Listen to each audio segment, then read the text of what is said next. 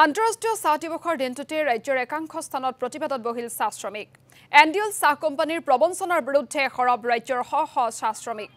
অসম চাহ মজদুৰ সংঘৰ আহ্বানত গোলাঘাটৰ মোৰফুলনি চাহ বাগিচাত অট্টাল প্ৰতিবাদ শ্ৰমিকসকলৰ। দীৰ্ঘদিনে ধৰি প্ৰতিষ্ঠানটোৱে শ্ৰমিকৰ দৰমহা, ৰেচন, চিকিৎসাৰ সুবিধা, ভৱিষ্যত নিধিৰ ধন আদায় নিদিয়াৰ গুৰুতৰ অভিযোগ উত্থাপন কৰিছে প্ৰতিবাদী শ্ৰমিকসকলে। শ্ৰমিক আইন বলবৎ নকৰাৰ বিৰুদ্ধেও সৰব হৈ পৰিল প্ৰতিবাদী শ্ৰমিকসকল। এফালে মৰাণতো প্ৰতিবাদী কাৰ্যসূচী ৰূপায়ণ কৰিছে চাহ শ্ৰমিকসকলে। দৃশ্যাংশ দেখুৱাইছো। এনডিএল কোম্পানীৰ বিৰুদ্ধে ৰাজপথলৈ ওলাই আহিল বামুণবাৰী আৰু খোৱাং চাহ বাগিচাৰ সহস্ৰাধিক শ্ৰমিক।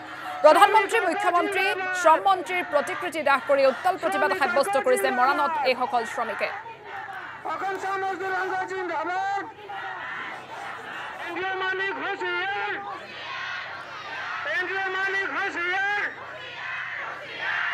আমি গোলাঘাটৰ মোৰফুলনি চাহ বাগিচাৰ প্ৰতিবাদৰ দৃশ্য দৰ্শকসকলক দেখুৱাইছো। সমান্তৰালকৈ মৰাণত কেনেধৰণে প্ৰতিবাদ সাব্যস্ত কৰিছে সহস্ৰাধিক শ্ৰমিকে সেই পৰিৱেশো দৰ্শকসকলক এই মুহূৰ্তত দেখুৱাইছো।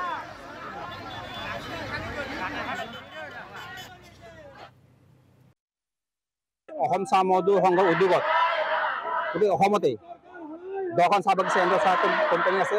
এই 10খন চাহ বাগিচাই আমি একেলগে আজি বন্ধ ঘোষণা কৰিছোঁ। এই বন্ধ ঘোষণাৰ কাৰণ হ'ল যে তেওঁলোকে আমাক প্ৰত্যেকবাৰতে ঠগি আছে। তেওঁলোকে প্ৰত্যেকবাৰ চুক্তি কৰে আমাৰ লগত, আমি PF সময়মতে দিম, গ্ৰেচুইটি দিম, খৰি পইচা আদায় দিম, দৰমহা সময়মতে দিম, কিন্তু আজিলৈকে তেওঁলোকে সেইটো কাৰ্যকৰী নকৰিলে। গতিকে আমি আজি আমাৰ শ্ৰমিকসকলক কি কৰিম?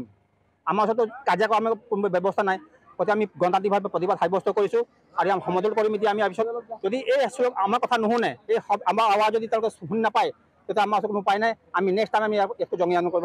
2023 বৰ্ষৰ পৰা আমি দেখিবলৈ পাইছোঁ যে এনডিএলৰ চাহ বাগিচাবিলাকত প্ৰথম দৰমহাৰ কাৰণে সমস্যা।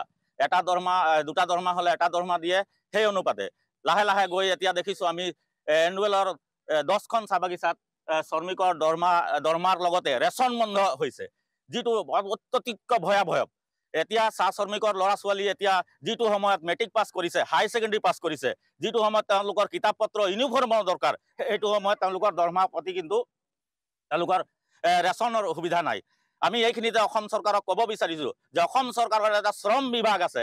সেই শ্ৰম বিভাগৰ শ্ৰম মন্ত্ৰীগৰাকীয়ে ডিব্ৰুগড়ত থকা 6খন চাহ বাগিচা, 5খন নে 6খন চাহ বাগিচা আছে,